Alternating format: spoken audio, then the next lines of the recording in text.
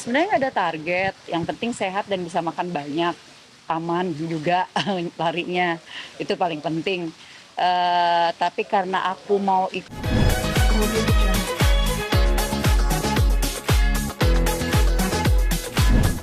Hai, selamat pagi. Ketemu dengan aku Ririn di sini di acaranya Pocari Sweat. Dan kali ini kita mau lari seru-seruan bareng karena ini tuh salah satu rangkaian acara untuk Pocari Sweat yang maraton yang ada di Bandung nantinya. Mas Ibnu kenapa nggak ikut? Hari ini dia lagi di Bandung karena ada kerjaan, mungkin baru balik besok. Jadi aku sendirian hari ini. Kayaknya Mbak ditularkan oleh Mas Ibnu jadi suka lari sekarang ya. Aku sama Yaya juga, bener nggak sih? Iya, dia menularkan hal-hal positif, salah satunya ini. Yang tadinya aku nggak mau ikutan lari, ternyata akhirnya tertantang untuk pengen tahu bagaimana sih rasanya ikutan maraton gitu. Makanya ini salah satu rangkaian juga buat aku sendiri pribadi untuk latihan. Bakalan mau ikutan nanti di Berlin buat ikutan full maraton ya. Nanti di Bandungnya ikut juga ya? Di Bandung ikut juga insya Allah ya. Nanti gitu Mbak, kemarin ya lihat postingannya Yaya lucu banget. Dia bikin gelang, terus tadinya iseng-iseng katanya ya, terus banyak yang suka gitu. Gimana sih awalnya? Iya, awalnya tuh emang bikin gelang buat teman-temannya. Ternyata banyak yang suka, jadi pada order dari gantungan handphone. Akhirnya aku bikin juga. Akhirnya kita bikin gantungan tas gitu-gitu. Jadi banyak temen yang order juga gara-gara ngelihat kita pakai. Ya, jadi itu sebenarnya salah satu cara untuk supaya Katlea nggak sering pegang gadget. Jadi di rumah sekali-sekali aja pegang gadgetnya, dikasih waktu. Setelah itu dia milih-milih manik-manik. Ya itu lumayan sih. Akhirnya dia bisa mengalihkan keinginan dia untuk pegang handphone gitu. Bikin sendiri atau sama Mbak juga? Sama aku pastinya. Kalau untuk beli bahan-bahannya sendiri gitu? Aku yang beliin sih. Dia yang milih-milih, aku yang beli-beli. Tapi dia maksudnya udah bisa ya, sekarang udah bisa sendiri. Karena kemarin kan sempat dipandu sama Mbak Ririn ya. Udah bisa sendiri, belum sih bikin. Kalau ikat-ikatnya untuk serapi mungkin tuh belum bisa. Tapi kalau untuk milih-milih apa yang dia mau pakai, dia udah bisa pilih sendiri. Senang nggak sih sendiri dia bisa mengalihkan dari gadget terus jadi kreatif gitu? Senang, walaupun kadang-kadang masih namanya anak-anak, masih suka banyak yang dilihat gitu ya. Kalau pegang handphone tuh nonton apa. Tapi lumayan bisa mengalihkan konsentrasi dia lah di gadget. Jadi bisa buka manik-manik untuk bikin main-mainan gitu. Ya gitu. Berapa lama sih bikinnya Pak prosesnya? Sebentar. Bentar ya? 15 menit, setengah jam 15 menit paling. dijualin sekarang berarti sama kalau ada yang pesan dijual Ya. Udah mulai kayaknya Mas. lagi Mas. Berapa sih dijualnya kalau biasanya? Nggak murah, 50.000. Selamat pagi semuanya teman-teman Pocari Sweat Family. Oke teman-teman, ikutan yuk acaranya hari ini. Kita tadi berhasil dari Hari ini kegiatan kita adalah press conference buat Pocari untuk Pocari Marathon nanti di Bandung. Terus itu aku tadi ikutan lari sampai 5K, tapi lanjut ngerjain PR sampai 11K. Jadi yang lain pada finish, aku lanjut sendirian. Tapi emang ada target gitu Kak, untuk kamu lari sendiri? Sebenarnya nggak ada target, yang penting sehat dan bisa makan banyak, aman juga larinya, itu paling penting. Tapi karena aku mau ikutan maraton di bulan September, jadi aku ada PR dari coach yang memang harus dikerjain setiap minggu, setiap hari malah.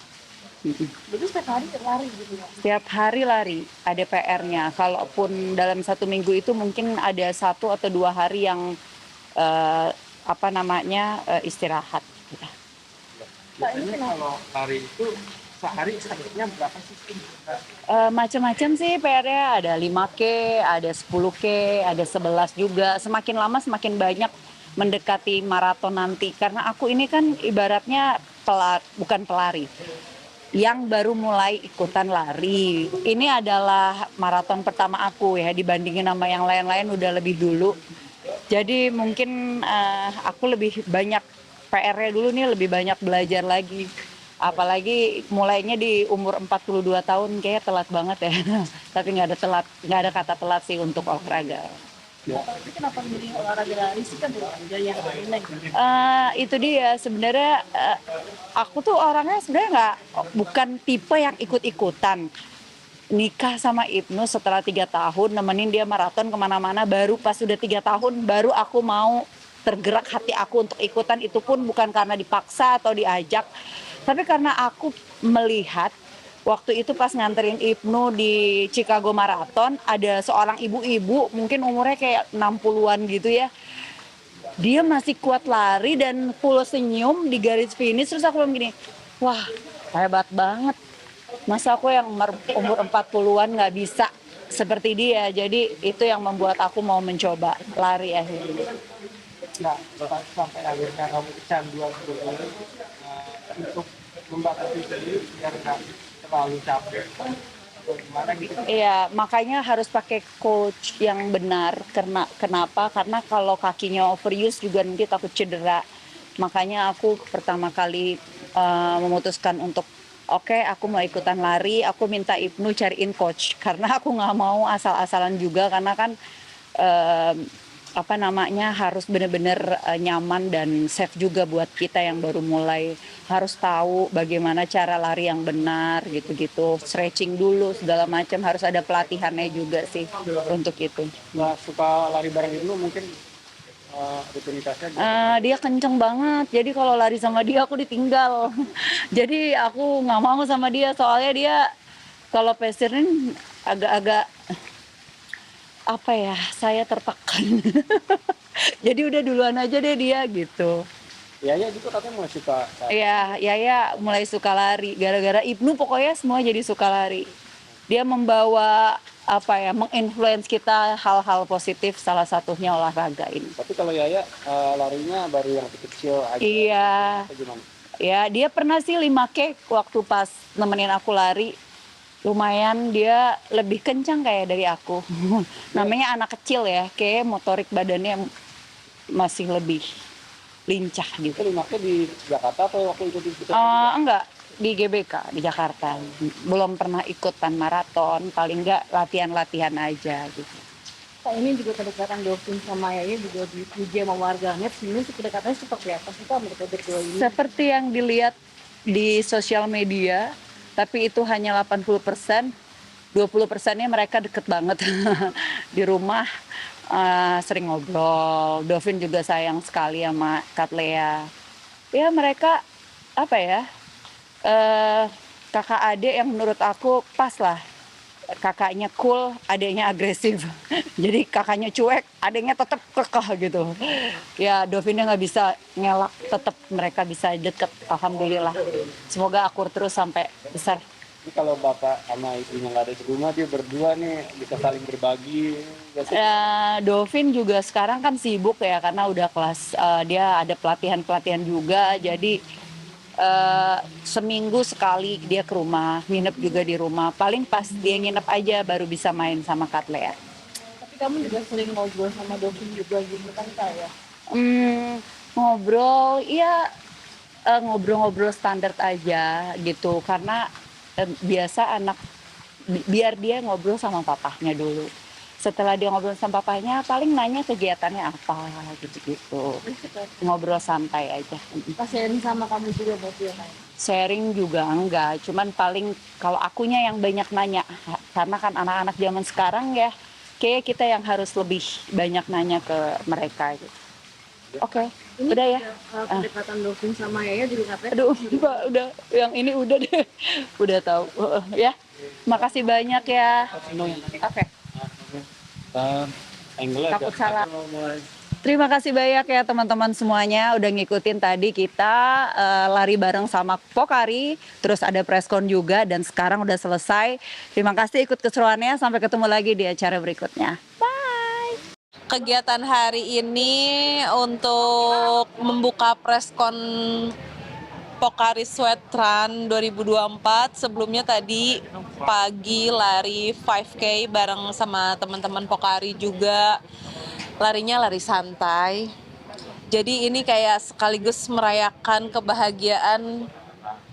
Syukur banget akhirnya Pocari Sweat Run 2024 ada lagi. Dapat berapa berapa kilo? Hari ini 5K dan nanti rencananya aku kalau di Pocari Sweat Run 2024 yang di Bandung nanti aku masih galau sih antara 10K atau half marathon. Soalnya sebenarnya aku tahun ini aku ada plan untuk New York Marathon itu di November. Jadi baru sekarang aku mulai latihan lari lagi. Karena aku kalau misalkan lari tuh kayak tahun kemarin aku Berlin Marathon. Terus setelah race tuh kayak ada bosennya gitu. Terus sekarang baru latihan lagi gitu. Sejak apa sih menyukai atau menekuni lari? Aku 2018 dari 2018 pertama kali itu Seoul Marathon bareng sama Pocari Sweat juga. Jadi memang tadinya tuh aku nggak pernah lari sama sekali sih, tapi memang suka banget sama olahraga. Aku memang dari dulu dari SMA aku udah olahraga nge-gym gitu. Akhirnya start lari di 2018.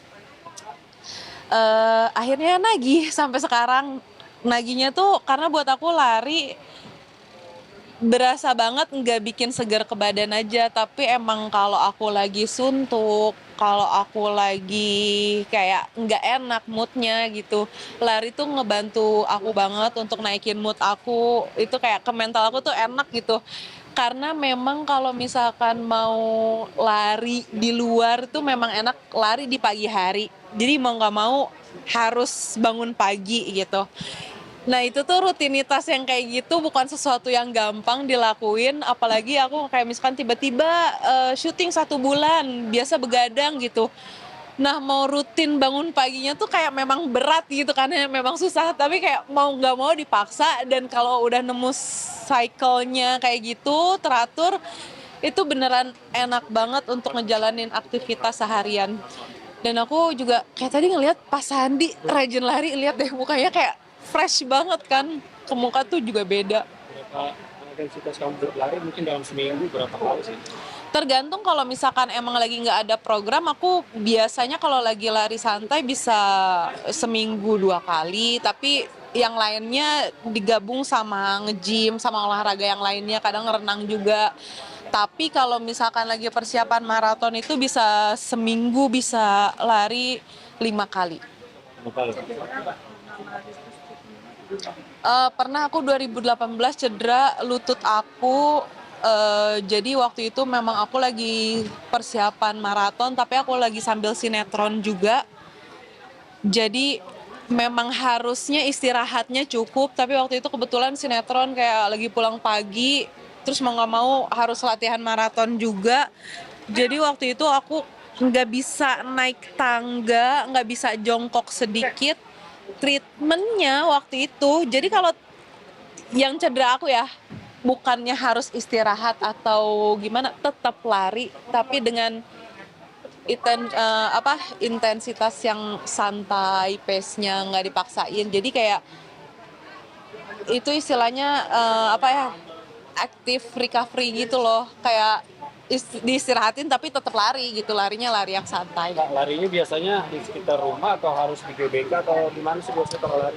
Aku lari kadang di sekitar rumah, kadang di GBK, kadang di treadmill juga kalau lagi bangunnya kesiangan.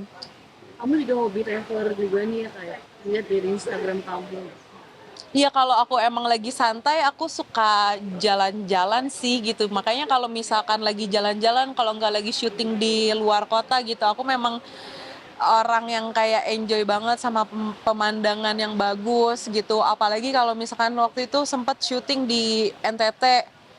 Ya udah, aku lagi syuting tapi lagi ada persiapan untuk Berlin Marathon juga waktu itu. Jadi pas lagi waktu senggang, ya udah aku lari di NTT 15 kilo sambil jalan kanan kiri, pemandangannya bagus gitu. Jadi yang bikin happy dari lari tuh itu juga sih, bisa explore pas kita lagi syuting atau nemuin tempat baru gitu. Bener-bener explore, lari, ketemu orang sekitar, ngelihat pemandangan yang bagus juga. Ada tips and trick ya buat newbie Kak? Buat lari. Ya buat lari, buat newbie. Ah, kalau aku ya ngerasain kalau misalkan untuk yang pemula kayak enjoy aja sama kecepatan yang kamu bisa, jangan buru-buru, jangan ngos-ngosan. Yang penting setiap langkahnya bisa enjoy gitu. Karena kadang orang yang terlalu ambi gitu, kayak wah sama temen-temennya gitu. Kadang tuh nanti lari kecepatan dadanya sakit, perutnya sakit gitu. Jadi aku pun juga sampai sekarang gitu suka lari bareng sama temen-temen. Cuman aku termasuk orang yang lebih suka lari sendirian sih gitu. Jadi kayak emang ngikutin, ya udah gue nggak mau ngikutin kecepatan orang gitu. Cari pace yang senyamannya kita. Selain lari mungkin cara menyimpan itu gimana?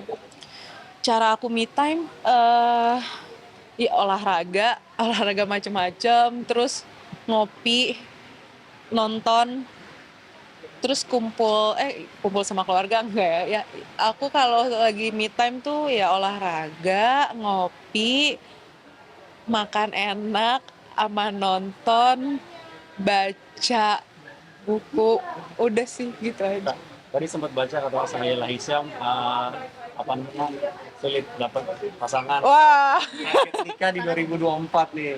itu enggak, aku nggak bilang target. Aku tuh kalau dari dulu kalau misalkan ditanyain target nikah kapan tuh aku nggak pernah punya target sih dari dulu gitu. Jadi karena ya itu aku nggak pernah mau nargetin sih.